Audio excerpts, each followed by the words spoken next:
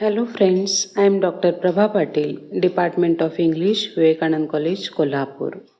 Welcome to my presentation on pragmatics.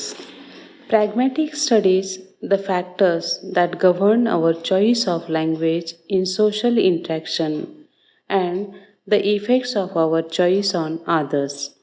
It is systematic study of meaning by virtue of the use of language. Pragmatics is a field of study lying somewhere between semantics and sociolinguistics that impinges on many levels of language. In this module, we are discussing what people mean in a particular context and how the context influences what is said. Contents, Objectives, Introduction, Definitions of pragmatics, Types of context, Speech Act model, Greece's cooperative principle, conclusions, and references.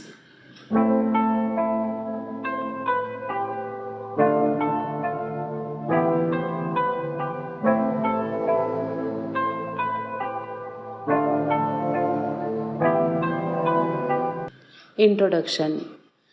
Pragmatics is a subfield of linguistics which studies how the use of language is based on the relationship established between utterance, context, and interlocutors.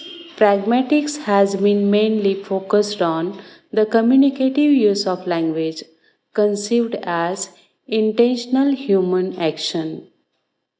It is the study of speaker meaning, it is the study of contextual meaning and how more gets communicated than is said. Pragmatics is a systematic way of explaining language use in context.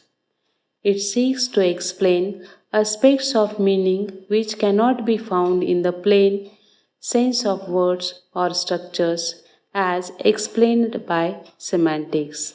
What is pragmatics? The term pragmatics has first introduced by Charles Morris, a philosopher.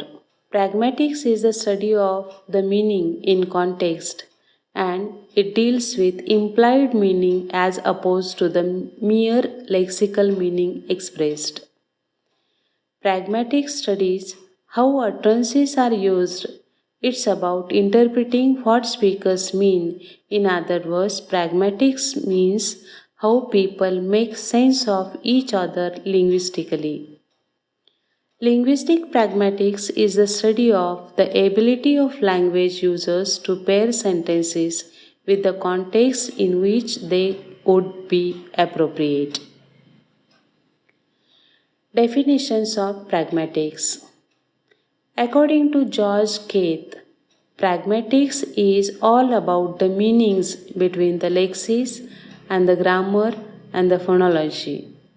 Meanings are implied and the rules being followed are unspoken, unwritten ones.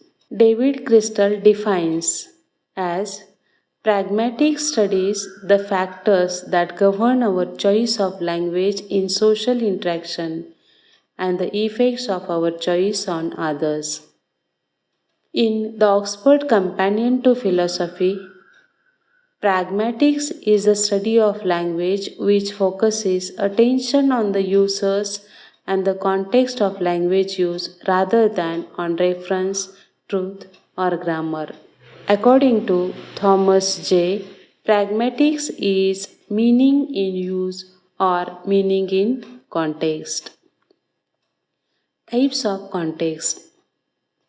Pragmatics is the study of the contribution of context to meaning.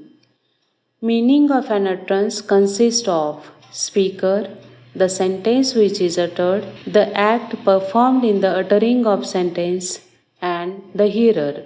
In pragmatics, four types of context can be differentiated: the physical context, epistemic context, linguistic context, and social context.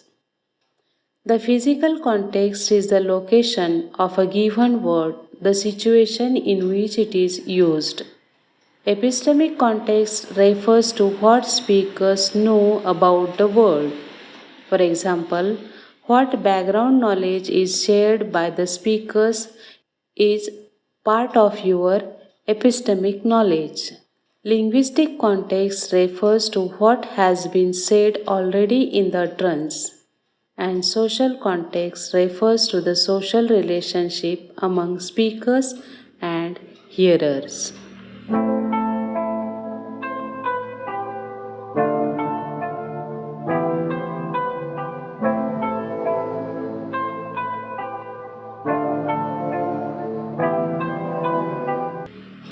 Speech Act. A sentence is uttered by a speaker, and when the speaker utters it, he or she performs an act. This is called a speech act. Pragmatics is also concerned with the functions of utterances such as promising, requesting, informing, which are referred to as speech acts. Meaning in this sense involves the speaker's intention to convey a certain meaning which may not be evident in the message itself. For example, in the sentence, "There is a fly in my soup," speaker's intention may be to complain. So, the meaning of the utterance contains the meaning of the complaint. A hearer may interpret it not just as a statement but as a request to take the soup away. That is, the meaning will include certain intended effect on the hearer. The consideration of meanings as a part of the utterance or speech act was initiated by the philosopher J. L. Austin and developed by John Searle and H. P. Grice. Austin's ideas, keeping in view the distinction between what is said and what is intended, Austin makes a distinction between sense and force. Sense is the prepositional content or logical meaning of a sentence. Austin calls it the locutionary meaning. Force is the act performed in uttering a sentence. It is performative meaning, defined by Austin as elocutionary force. Perlocutionary acts where we create an utterance with a function intending it to have an effect. Locutionary acts. Whenever humans interactively engage in speech acts, they concomitantly perform three types of acts.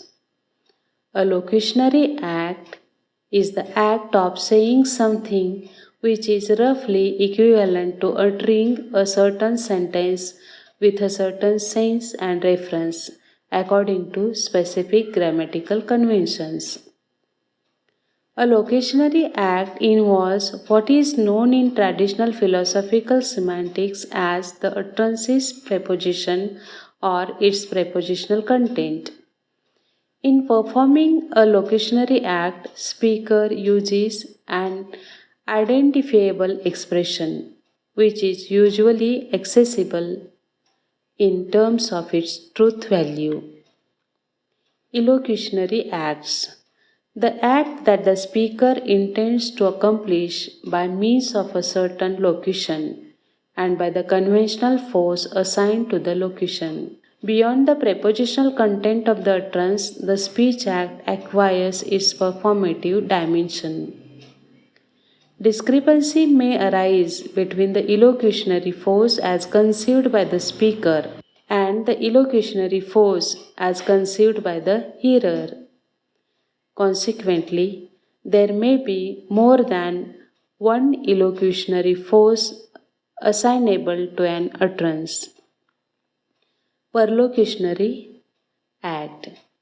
The act that is produced as a consequence or effect of uttering a specific locution, what is brought about or achieved by saying something, such as convincing, persuading, determining, and even surprising or misleading. Such an effect may be predictable by the conventional status of most elocutions, but may be equally produced irrespective of the speaker's intentions and elocutionary force of their speech act. Here is the speech act model.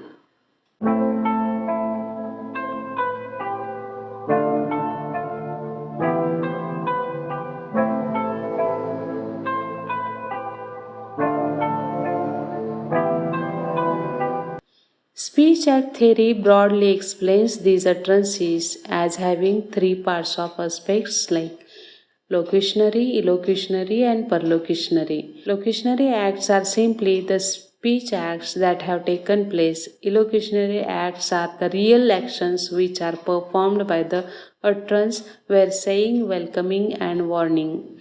Perlocutionary acts are the effects of the utterance on the listener. John Cyril identified five elocutionary or perlocutionary points.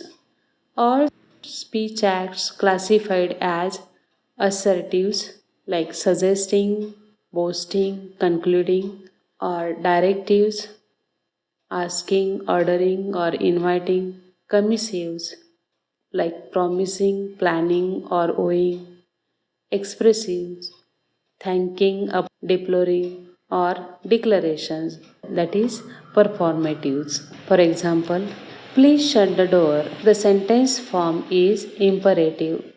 The sense is shutting the door. Force is request. Certain felicity conditions are required for the above mentioned utterance to have the force of request. Here, sense and force are similar to each other. However, in some cases there may be a difference. Consider the example, can you shut the door?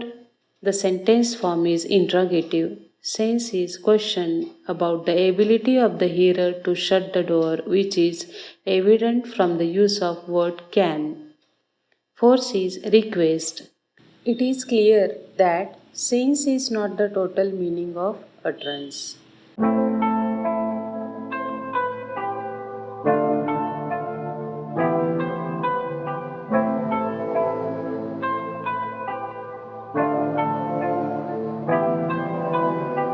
Grice's cooperative principle. All communication takes place in a situation where people are cooperative. When people communicate, they assume that other person will be cooperative and they themselves wish to cooperate. Under this principle, following maxims are followed. Maxim of quantity. Give the right amount of information, neither less nor more than what is required. Maxim of quality. Be true.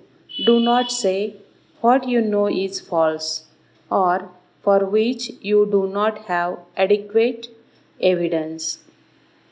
Maxim of relation. Be relevant. Maxim of manner. Avoid obscurity and ambiguity. Be brief and orderly. Whenever any or of these maxims are violated, implicature is generated.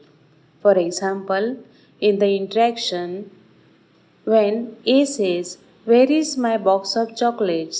B answers, "The children were in your room this morning." Here, maxim of relation is floated, which implies that B does not know the answer and also implies a suggestion on B's part that the children may have taken the chocolates. Conclusions.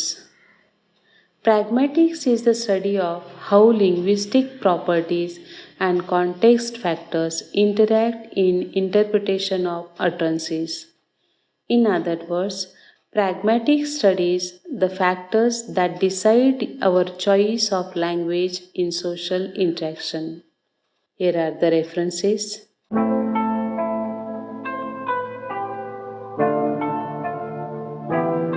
Thank you.